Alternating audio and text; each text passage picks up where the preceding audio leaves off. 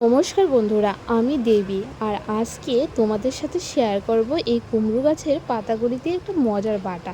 পাতাগুলি যেহেতু নষ্ট হচ্ছে তাই ভাবলাম আজ এগুলি দিয়ে একটা বাটা করা যাক। আর তোমরা কে কে বাটাটা খেয়েছো অবশ্যই জানিও।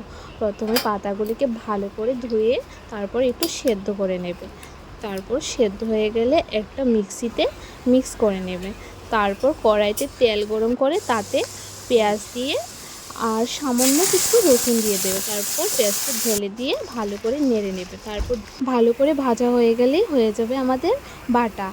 আর সাথে করে নিয়েছিলাম আলু আর ডিমের এই পকোড়াগুলি। আর যেহেতু বৃষ্টি হয়েছিল তার খেতে কিন্তু দারুণ হয়েছিল। পরে কোনো ভিডিওতে এই বড়াগুলির রেসিপি আমি দিয়ে দেব।